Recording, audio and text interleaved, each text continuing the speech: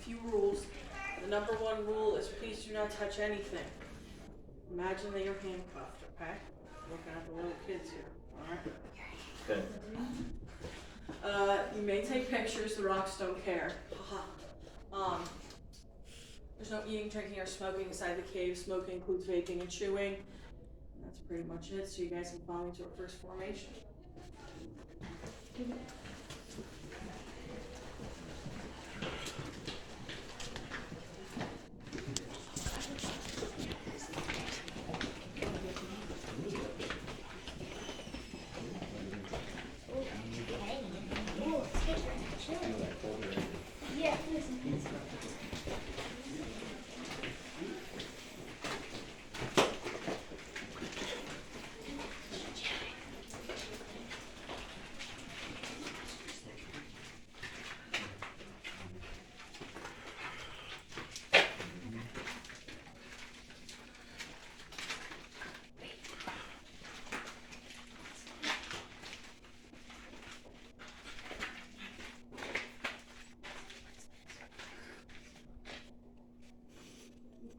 We can come up here more so everybody can see. Alright guys, on November 12th, 1871, two farmers blasted a hole on this side of the hill that I know that we all enjoy walking up. And they were looking for limestone, which is actually all above you, and pretty much everything you see in the cave today besides that calcite. They did find calcite deposits.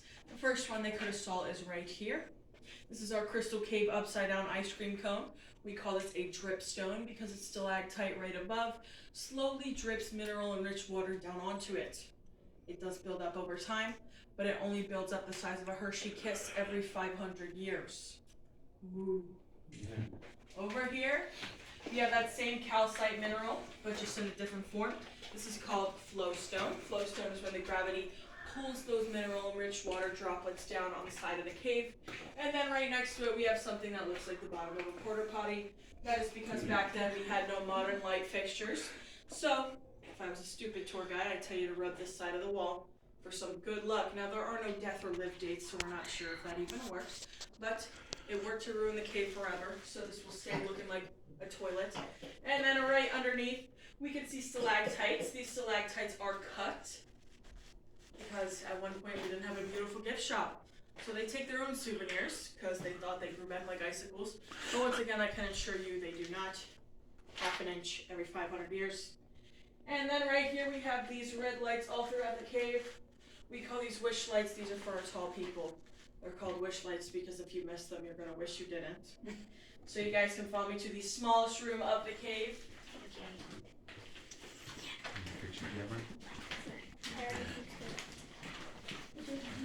I really wish I had some.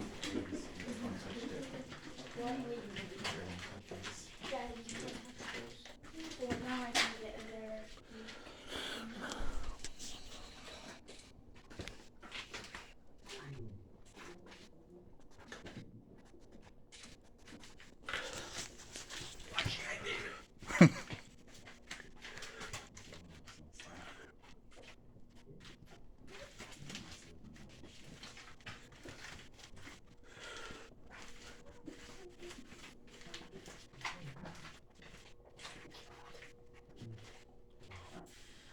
These farmers continued walking, they noticed this room was small and cool, almost like a refrigerator, so they wanted to put their crops in here. But if you know anything about farming or crops, you can't get them wet. So they came back about a week later and they rotted 3 to 4 times faster than if they would have left them in the sun. So here at Crystal Cave, we do have a few things that they left for us.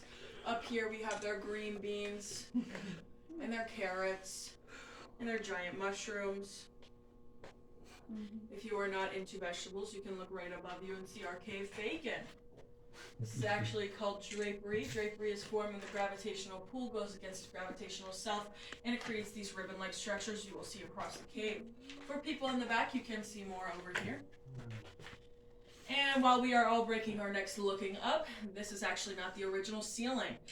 We call these a drop rock. These are all across the cave because during a 500,000 year ago earthquake on the 7.2 Richter scale on the Berks County fault line, the earthquake gave this cave the shape it is today. So later in the tour, we will be standing right on top of this drop rock. and in the next room you will be able to see it at a better angle. And then right down here, this is where we put the bad children. I'm just kidding, don't tell my manager, don't want to have a sit-down conversation again. These are actually just called side passageways. These go about 65 feet back. This one goes right underneath that movie room where we watched that incredible movie. There's nothing too special down here. There is no moisture. There's no stalactites or stalagmites or no calcite deposits. Now this is the only one in the cave that is completely dry, so we won't be going down there. This actually leads to a point that is around 6 inches tall. I don't even think I could fit my arm in there, so we're not going to be going there. And then right here we have another wish light, so please watch your heads. Let's see where the bad children go. Oh, yeah. Oh. That's why you go down in there. That's where you go, because that's what you are natural. Yes. But you act like one. It's like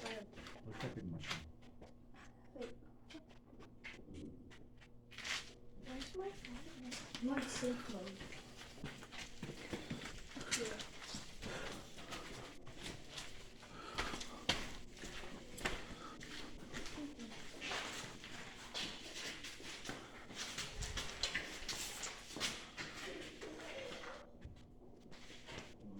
Here we get a closer look at that ceiling we were just underneath. This is the drop rock at its side view. And then if you follow my laser all the way up here, we can see Abraham Lincoln's nose, and his eyes, and his giant top hat, and his big old chin. Good thing we're not in the theater. Alright. As these two farmers continued walking, they noticed these crystallized calcites right here. Now to the naked eye, they kind of look like diamonds, so they excavated a piece off, took it down to a local Kutztown appraisal center, got it appraised, and as they were watching the grime and dirt off, it was disintegrating in their fingers. This is because this is basically salt, and it's worth as much as your salt at home. So they came back into the cave looking for something more valuable, and they found these. But I will assure you that these are just the same mineral compound, but these are actually called Aragonite. Aragonite is formed when it is completely submerged underwater, so this is the biggest piece of evidence that we had that this cave was completely submerged. And then right above you we can see some eroded holes, which could have been from whirlpools. Now in this room, the crystal ballroom, there were balls, weddings, and baptisms taking place. So right behind you guys, right here, one woman decided to get married in this cave, and she wanted a beautiful altar. So she went to the back of the cave, found this giant stalagmite, and brought it up here and cemented it to the floor. Now this is a dye formation. It was once beautiful before it turned into an orange turd. That is because right above, there are no stalactites that are feeding it. So one day this will be so brittle you can blow on it and it will fall apart. So this one woman that decided to have a wedding in this ballroom was Marion. Marion wanted a grand piano at her wedding, so she had 3 young men carry a grand piano up that hill that I know that we all enjoyed walking up, over this drop rock, and all the way back here to this stage. For about 3 minutes and 34 seconds, they played some rock music. Huh. Get it? And then Marion grew a brain, and she realized she didn't want her grand piano getting wet, so she had those same 3 young men carry that grand piano up over that drop rock and down that hill that I know that we all enjoyed walking up. And they only received a quarter, which was actually the entry fee of Crystal Cave at the time, which is today $7. Still wouldn't do it. And then right behind you guys back here, there were alcoholic beverage stands. Now at the time, alcohol was outlawed, so they did store it in here since this was private property. But the only drinks they served were on the rocks. That's my favorite joke. Alright, and then right down here, we have Devil's Den. Devil's Den is another side passageway. It does have calcite deposits down there, but this one goes about 80 feet back and has a 40-foot drop. About 7 years ago, there were 50 North American brown bats that did live in this cave, but sadly they all passed away due to white nose syndrome. White nose syndrome is when they wake up mid-hibernation, go outside, and as we know, there's no bugs in winter, so they all die. So The closest thing we have to something living in this cave is the moss you will see across the cave at the light fixtures, and jumping cave crickets, which were actually above all of your heads when I was going over the rules. So if you feel something touch your head, it's not always a drop. We did see a bat down in the gift shop 2 weeks ago, so this could mean that they're coming back. We're not certain. And if there are no questions, you guys can follow me up the left side of this stairwell. This is the lowest hanging rock up here. I'm very short and I smack my head off of it multiple times, so please be careful.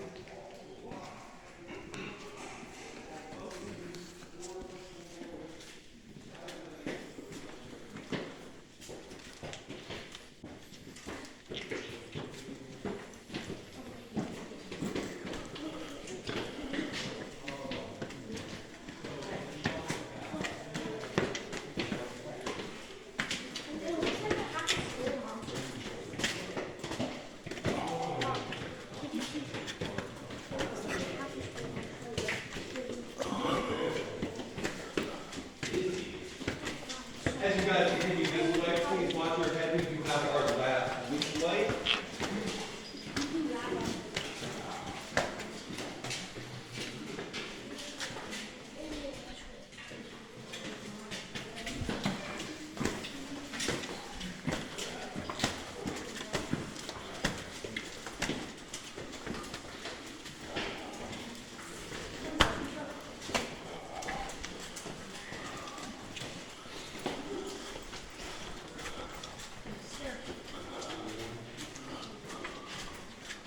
Hey.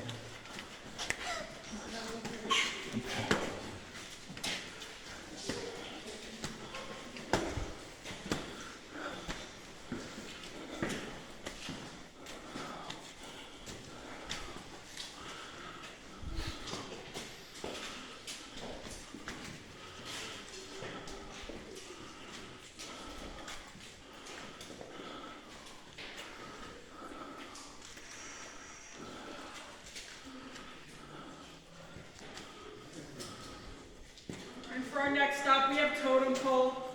If you all turn around right over here.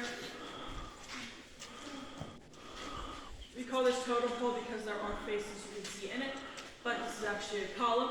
A column is when a stalagmite meets the stalactites and creates these beautiful formations. And right here we can see a woman's face with an upside down teacup on her head. A dragon, his jaw, his nose, his horns. And then down here we have some jellyfish. And then if you follow my laser all the way over here, we have E.T.'s finger. This is just stalactite that got turned from the wind tunnels in the cave at one point. And then right above all of you, we have our soda straws. Soda straws are just very thin stalactites that could actually be breaking off when you used to drink a drink. Don't recommend it. Tastes like rocks. And then right here, we have a fault line. So where that 500,000 year ago earthquake hit, this formation was once being fed by these stalactites, but this entire rock shifted, so now this is a dying formation. We can tell it is a dying formation because of the orange-yellow tinge on this side of that formation. It is dying from the inside out. Does anybody want to guess where the largest body of water in the cave is? No? Down there? Nowhere. It's actually right behind you guys. She's pushing a gallon. Ooh. Now this water was actually used for baptisms. They bring cup by cup down to Altar Rock and baptize their children. This grand size gives it the name of Lake Inferior. And then right down here, we have the one thing in the cave you may touch. If you are ever inclined to know what anything in the cave feels like, it will feel exactly like this. When these farmers were putting in these cement walkways, they had 20-foot stalagmites that were in their way and created a safety hazard. So now, every fingerprint is actually doing us free labor. And slowly getting rid of them. If you don't want to touch it now and regret it later, it basically feels like a wet bathroom sink. Nobody's feeling risky? No? You don't want to touch it? No. All right. It's really interesting, I'll tell you. Quit, David, investigate. All right, in the next part, we are going to be going over a wet metal bridge So please hold on to your personal belongings and your small children.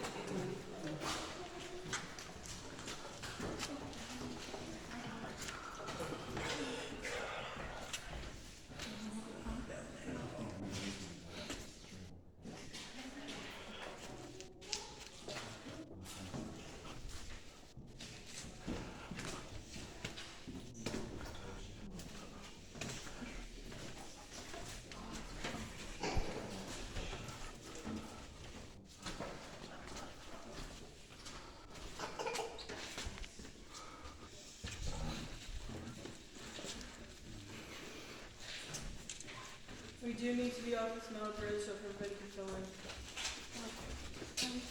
Thank you.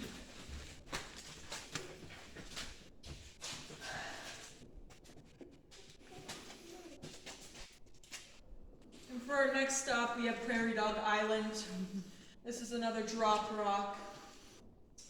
During that earthquake 500,000 years ago, that I must have mentioned like 7 times at this point, this drop rock fell, and these stalagmites continued growing.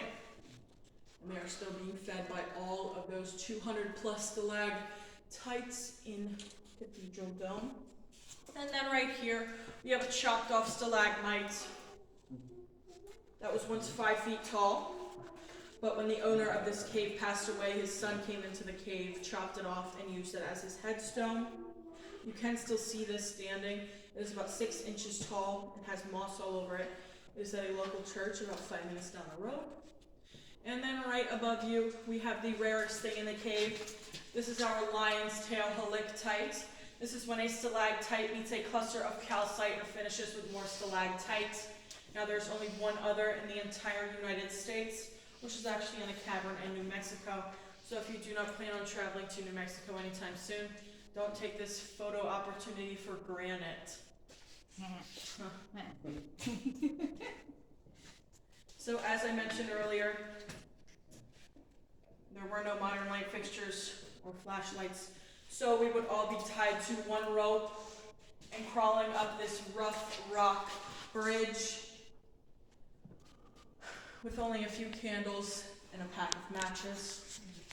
Now as we reach up there, about lookout point, I would have a gallon of kerosene, old rags, and slingshots. As we enter the highest point of the cave, I would slingshot a lit rag on fire right up into this hole. There, the cave would light up for about 3 seconds, so make sure you don't blink. And we are going to take a little trip back to when there were no light fixtures.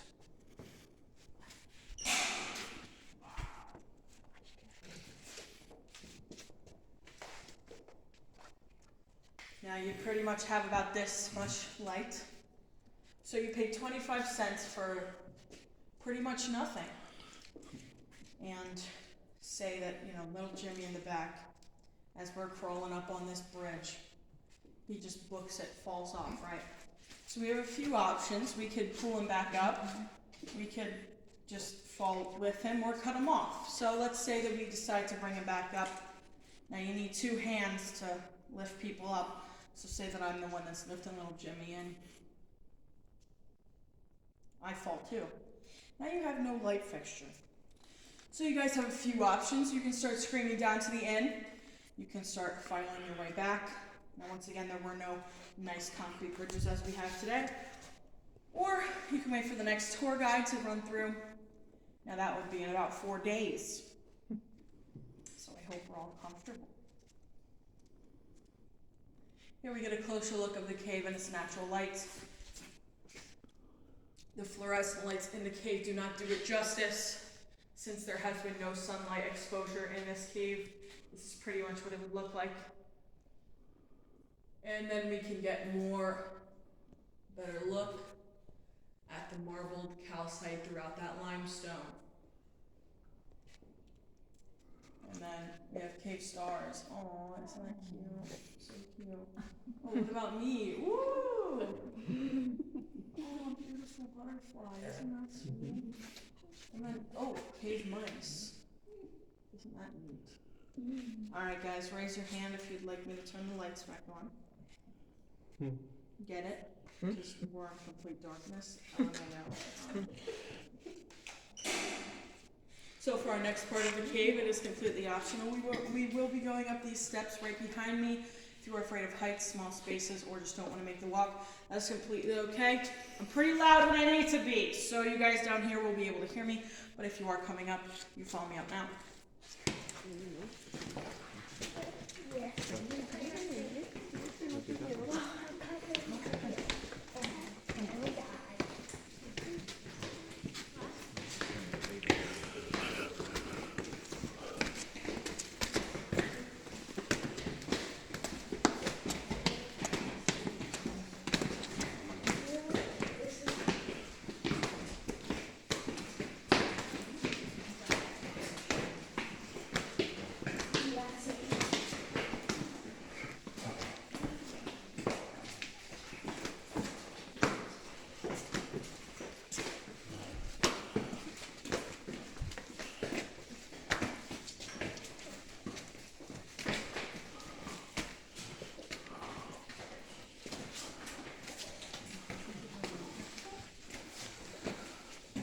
So up here is the highest point you'll be in the cave today.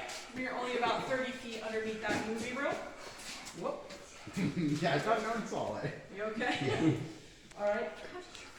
So up here is where I would sling those lit rags on fire right up here. As you can tell, very ashy. No cleaners are able to get rid of this fire mark. And then up here, as I mentioned earlier, there are 200 plus stalactites that are still feeding the prairie dog stalagmites. And up here, it is the wettest part of the cave. It is also the warmest. We are about 4 degrees warmer than we would be down in the ballroom. You may not be able to feel it now, but you will later. And then right above you, I know you are all getting dripped on. That is because this is our Crystal Cave Nursery, home to over 200 baby stalactites that are about 200 years old. Now here at Crystal Cave, if you get hit on the head, you get 1 year of good luck. Hit on the nose, 5 years of good luck. And hit anywhere else, you just got a complimentary Crystal Cave shower. As you guys are filing through, please hold on to the handrails, and you can follow me to our next place.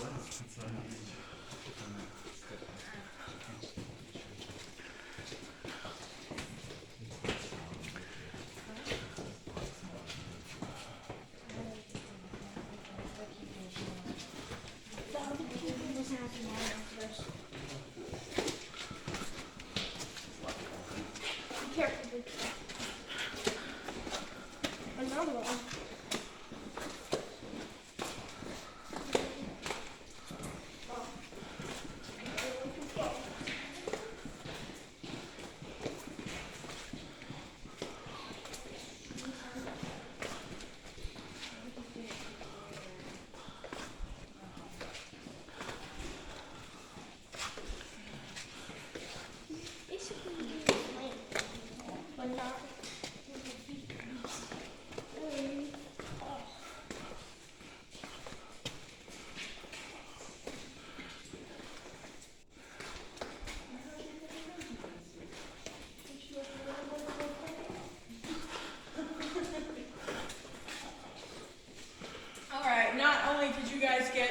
Admission to Crystal Cave. You got admission to Crystal Cave Zoo.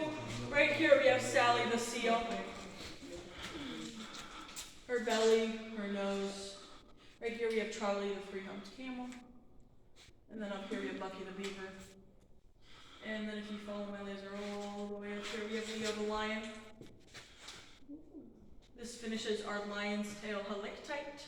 His nose, ears, mane. And then right here we have 2 etched names in this side of the flowstone. This is actually the largest piece of flowstone we do have in this cave. It stretches from back here all the way up to this point. Now these 2 young men decided they want to be the hot shots and be the farthest ones back in the cave in 1872. The farthest anybody has ever traveled in this cave at the time was to the Ballroom. Now these two young men skipped school one day, came back on their horses, decided to etch their name in this side of the Flowstone. Snyder and Sander were the farthest ones back at the cave. And right underneath we have the word chest. Now nobody knows exactly what chest means. There are a few theories, like how they could be the nickname of their horses. Chester, Chestnut were very popular horse names at the time. But some people believe that there is a treasure chest hidden in this cave. Now if you do find the treasure chest, I do get half the commission in cash and you can keep the rest. And then for our next spot, we have our Crystal Cave Wishing Well. All proceeds go to a local charity. If you get a coin in the barrel, your wish will come true in about 3 to 5 business days. If you don't have a coin, I take the credit cards and debit cards and PayPal, you know.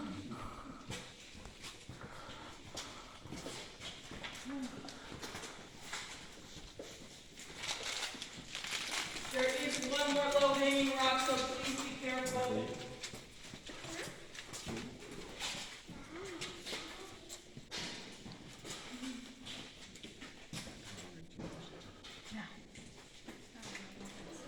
I wish I knew.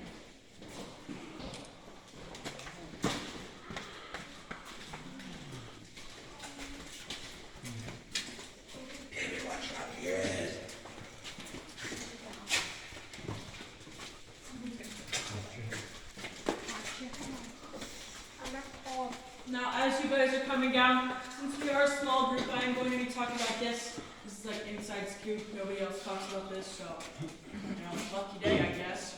All right. So this rock right here almost looks like it has been implanted. Right here is actually a fault line that caused this to fall exactly the way it is. So this is an entire box about 165 feet back. It is still being fed, and this is our Prairie Dog Island Part 2. So there are little stalagmites you can see here. And here we have thinner columns. I like to call this our cornfield because it looks like corn. Isn't that sweet?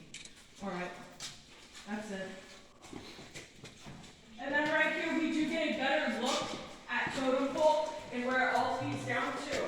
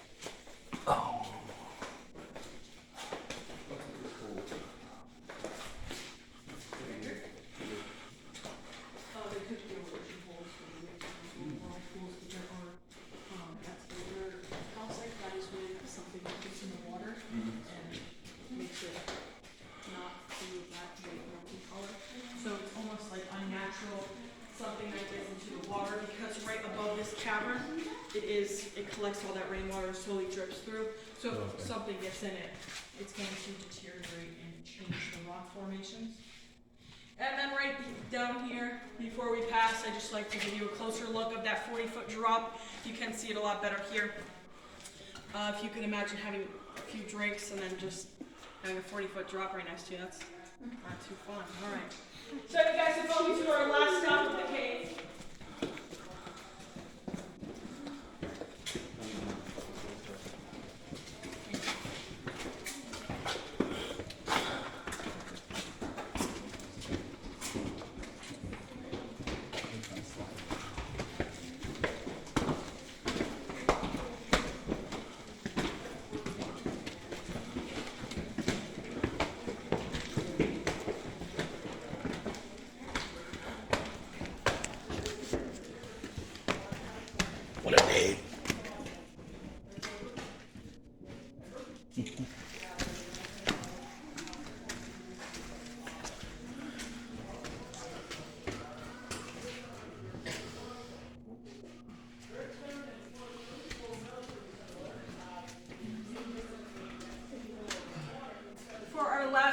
elevation of the cave. This is reference rock. Now before I get over why it is called reference rock, I'd like to point out that we are standing on top of that ceiling I mentioned earlier. We are exactly on top of it. And then right here, we can see its fault lines where this giant rock fell from. And then all the way up here, we have the largest stalactite in the cave. This is 5.5 feet tall and weighs around 600 pounds. We call this our ear of corn because it is right above our storage room. Now for the references of reference rock, right here we have the Flintstones cave and a few dinosaur eggs. And then we have Snoopy the dog on his doghouse, his foot, his nose, his ears and head. And then we have the Imperial Starship. And then my favorite part of the cave, we have the cap, the eyes, the nose, the mouth, the chin of Jack Frost. He is the unofficial reason why this cave is a solid 54 degrees Fahrenheit at all times of the year. And you can see his icy breath leading throughout the cave. No, it's not a fault line, I was lying earlier. Alright guys, and that wraps up your Crystal Cave tour. If you enjoyed, my name is Izzy. If you did not enjoy, my name is actually Thomas. So as we are exiting the cave, please stay to the left side. If you are wearing glasses, they will fog up. Please don't trip on me. And I hope you guys have a great rest of your day at Crystal Cave. Please be aware there is another group here, so please try to stay to the left as possible.